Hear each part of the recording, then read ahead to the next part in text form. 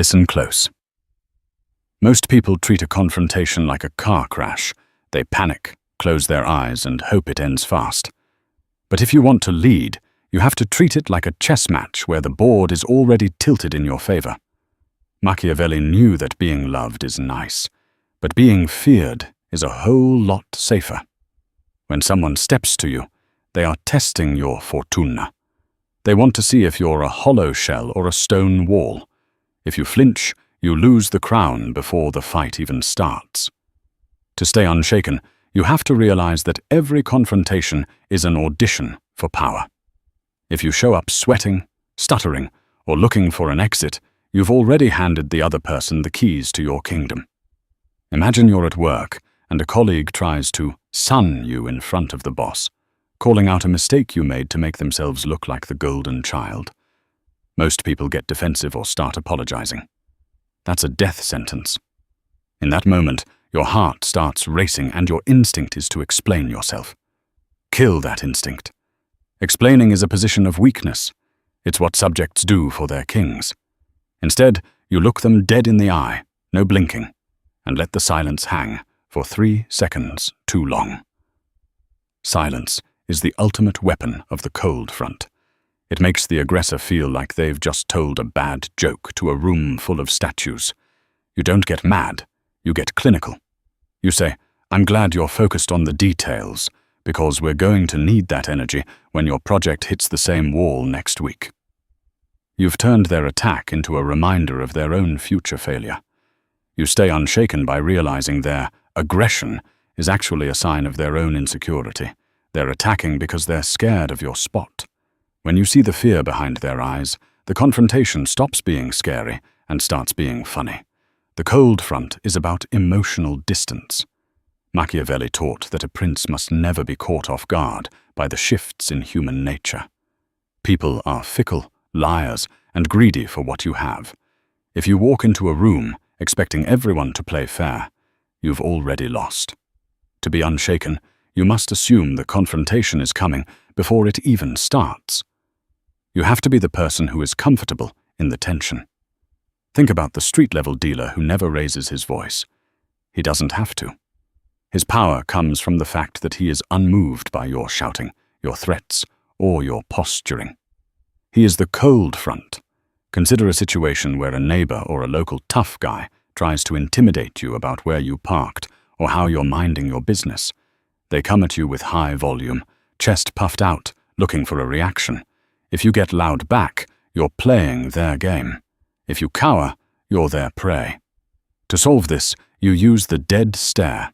You don't look at their eyes, you look through them. You keep your hands visible, but relaxed. You wait for them to finish their rant. When they finally run out of breath, you ask a simple, boring question. Are you done? This deflates their momentum entirely. By refusing to mirror their energy, you've stolen their fuel. You've shown that their power has zero effect on your internal state. Being unshaken means you've already decided what you're willing to lose. Most people are shaken because they are afraid of losing their job, their reputation, or a friendship. A Machiavellian knows that all these things are temporary. If you aren't afraid to lose, you can't be bullied. When a client tries to squeeze you for a lower price by threatening to walk away, your heart might drop. You need that money. But if you show that need, they'll own you forever. You solve this by being the first one to offer the exit. You say, "If you feel you can get this value elsewhere for that price, I suggest you take it. My rate is the rate." By being willing to let them walk, you usually make them stay. You've projected a cold front that says your value isn't up for debate. This isn't about being a jerk. It's about being a fortress. A fortress doesn't move when the wind blows. It doesn't scream at the wind. It just stands there. You need to develop a poker face for real life. When someone insults you, treat it like a report on the weather. "Oh, you think I'm incompetent? Interesting." When you stop treating insults like wounds and start treating them like data points, you become untouchable. You are observing the enemy's tactics rather than feeling their strikes. Think of a family dynamic where a relative always uses guilt to get their way. They confront you with tears or accusations of being selfish because you won't do them a favor that hurts you. The shaken person caves to stop the discomfort. The cold person recognizes guilt as a tool, a cheap screwdriver trying to turn a screw in your head. You solve this by acknowledging their feelings without taking the blame. I understand you're upset that I said no. I'm comfortable with that. You don't offer excuses. Excuses are just handles for them to grab onto and pull you back in. By giving no handle, you stay unshaken. Machiavelli would say that the cold front is your best armor. It hides your intentions and your vulnerabilities. If they can't see you bleed, they don't know where to hit next. You become a mystery, and people are terrified of what they can't understand. Every time you stay calm while someone else is losing their mind, you are gaining virtù, the strength and ability to shape your own fate. You aren't reacting to the world. The world is reacting to your stillness. That is the ultimate street-level power. It's not about who has the loudest voice, but who has the quietest mind when the pressure is on. You've got to be a lion to scare off the wolves, but a fox to recognize the traps. To stay unshaken, you have to stop caring about being the good guy. Being good in a den of snakes just gets you eaten. Machiavelli taught us that a prince must know how to act like a beast because the world of men is not a Sunday school. Most people walk into a confrontation with only one gear. They either get aggressive or they get submissive. That makes them predictable. If you're predictable, you're easy to beat. To stay unshaken, you need the duality of the beast. You need to be able to switch between the raw power of the lion and the sharp, quiet cunning of the fox. The lion in you is your presence. It's the part of you that says, I am here and I am not moving. It's the heavy energy you drop into a room when someone tries to disrespect you. But a lion alone can be lured into a pit. That's why you need the fox. The fox is the part of you that's always scanning for the why. Why is this person yelling? Why are they choosing this moment to call me out? What do they actually want? When you use the fox's brain, you stop feeling the heat of the argument because you're too busy analyzing the mechanics of it. You see the trap before your foot even touches the grass. Picture this. You're dealing with a landlord or a contractor who is trying to shake you down for more money, getting loud and threatening to walk off the job. They think they have you in a corner because you need the work done. They're acting like a lion, trying to roar you into writing a check. If you roar back, you're just two animals making noise. If you cower, the lion eats you. This is where you play the fox. You lean back, fold your arms, and give them a bored look, the look of someone who has already seen the end of the movie. You don't argue about the money. Instead, you calmly point out the legal reality they're ignoring. You tell them, the contract is the only thing talking right now. If you want to stop working, that's a breach, and my lawyer loves easy paperwork. So are we finishing the floor or am I calling him? You don't need to shout to show teeth.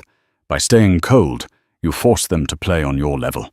You use the fox's brain to see the legal trap they're setting and the lion's heart to stand your ground. They expected a victim. They found a statue. Think about a situation at a bar or a social gathering where someone is trying to alpha you in front of a girl or your friends. They're making little digs, trying to get you to swing or get flustered. The lion wants to smash them, but the fox knows that getting into a brawl loses you the game and the girl. The fox stays unshaken by flipping the script. You don't defend yourself. Instead, you treat them like an annoying younger brother. You pat them on the shoulder, smile genuinely, and say to the group, I love this guy's energy. He's always trying so hard to be the center of attention. It's cute. In one move, you've used the lion's dominance to belittle them and the fox's wit to make them look desperate. You've won the confrontation without ever raising your pulse. Machiavelli said that those who have played the fox have better success. Why? Because the fox knows that virtù, true power, isn't about being the strongest. It's about being the most adaptable. Most people are shaken because they have a fixed idea of how things should go. They think people should be fair. They think people should be nice. The fox knows better. The fox knows that everyone has a motive. When you're in a confrontation, stop looking at the person's face and start looking at their interest. If a boss is screaming at you for a mistake, the fox realizes the boss isn't actually mad at the mistake. They're scared of looking bad to their boss. Once you see that fear, you have the upper hand. You solve it by being the lion who offers them a way out. I'll have a fix on your desk by 5 p.m. that makes the department look like heroes. Suddenly, the lion is protecting the fox, and the confrontation dissolves because you provided a solution that serves their ego. Staying unshaken is about realizing that most attacks are just people trying to see what you're made of. If you're a lion, they'll respect your strength. If you're a fox, they'll respect your mind.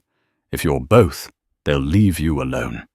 Imagine someone tries to gaslight you in a relationship or a deep friendship, telling you that you're remembering things wrong to cover up their own mess.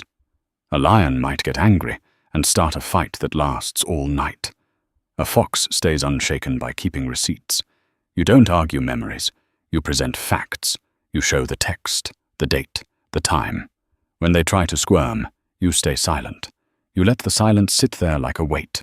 You are the lion guarding the truth and the fox who caught the lie. By refusing to be confused, you remain the master of the interaction. In every street-level battle, whether it's over a promotion, a parking spot, or a reputation, remember that the person who loses their cool is the one who loses the crown. The lion gives you the courage to stand in the fire, but the fox gives you the ability to see that the fire isn't even real. It's just theater. When you realize it's all just a performance, you can't be shaken. You're the director, not the actor. You stay in the lion's skin to keep the wolves at bay, but you keep the fox's eyes to make sure you're never the one caught in the snare. Sometimes, the only way to keep the peace is to be willing to break it. People push you because they think there's no price to pay. Machiavelli said, "It's better to be feared than loved if you can't be both." Most people fail in a confrontation because they are nice. They want everyone to walk away happy. But a Machiavellian knows that nice is just another word for harmless. To stay unshaken, you have to be comfortable with the idea of being the villain in someone else's story. If you're always worried about hurting feelings, you're already defeated. The person who is willing to go the furthest usually wins because the other person has a limit. You don't have one. Think about the friend or the coworker who constantly makes jokes at your expense in the group chat or at the lunch table. It's a low-key confrontation meant to chip away at your status, a microaggression designed to see if you'll fold. Most people laugh it off while their blood boils, or they try to joke back and look desperate. That's being shaken. The solution is what Machiavelli called a well-used cruelty. You don't wait for the 10th joke. You pick a moment when they've gone just an inch too far, and you dismantle them, not with a joke, but with a hard, cold truth they didn't want public. You bring up the time you had to bail them out, a failure they're hiding, or a character flaw that cuts to the bone. When the group goes silent and the vibe gets heavy, you don't apologize. You don't soften the blow. You just say, "Don't throw stones if you live in a glass house." It feels cruel, but notice what happens next. They never joke about you again. You've established a border. By being willing to strike back twice as hard, you ensure you'll never have to strike again. This is the secret to staying unshaken. You must be capable of being the storm. Most people are shaken because they are afraid of the fallout. They ask themselves, what if they don't like me? What if I look like the bad guy? A prince doesn't care. A prince knows that too much mercy actually leads to more conflict because it invites people to keep testing you.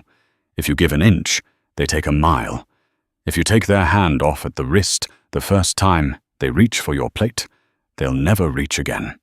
That's the virtue in cruelty. It stops the cycle of disrespect before it becomes a habit.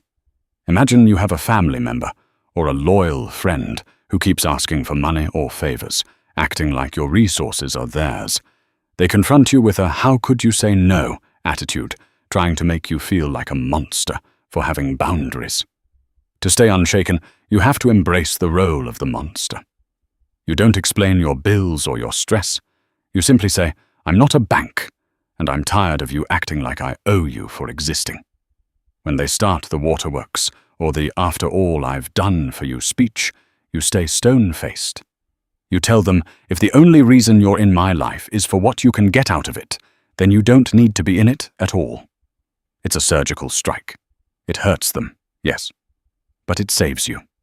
You solve the problem of being a doormat by showing them that the door is locked and there are spikes on the other side. Machiavelli taught that cruelty should be done all at once, while benefits should be handed out little by little. If you have to be the bad guy, do it fast, do it hard, and get it over with. Don't be kind of mean for a month.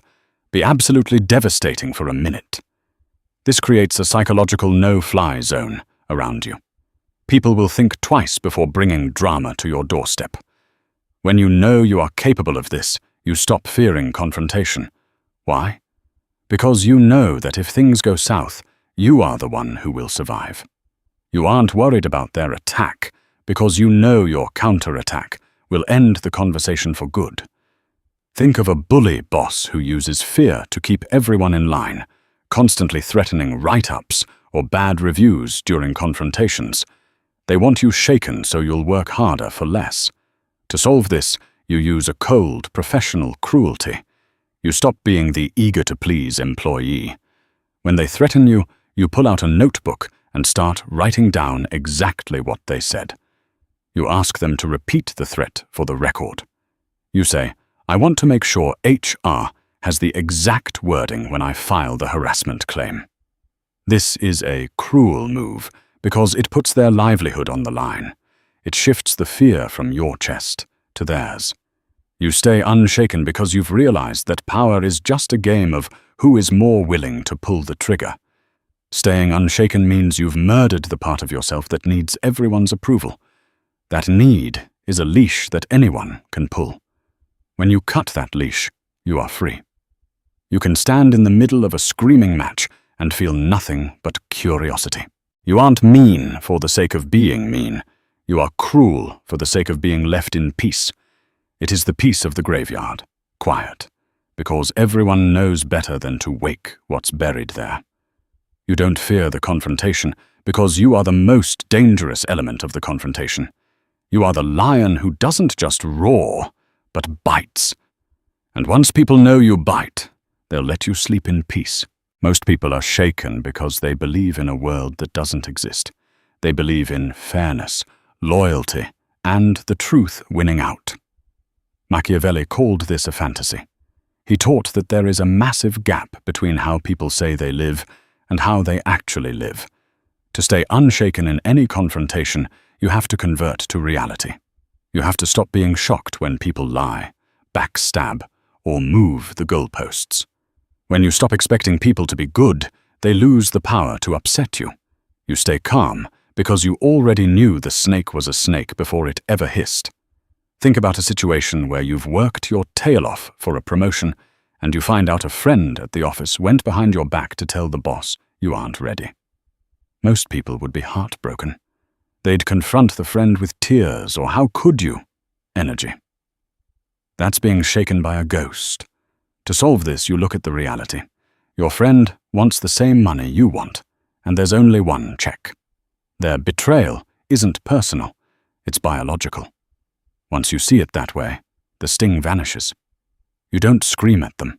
You don't even let them know you know. Instead, you play the long game. You start helping them with a project that you know is a dead end, or you subtly feed them information that makes them look incompetent when they try to use it. You stay unshaken because you've traded your feelings for a map. You aren't hurt. You're just recalibrating your strategy. Never take an insult personally. An insult is just a tool someone is using to try and gain a momentary advantage. If someone calls you a fraud or weak during a heated argument, they aren't describing you. They are trying to provoke a reaction. If you get mad, you've confirmed their tool works. If you shrug and say, "If that's what you need to believe to feel better, go ahead," you've broken their tool. You stay unshaken because your identity isn't up for a vote.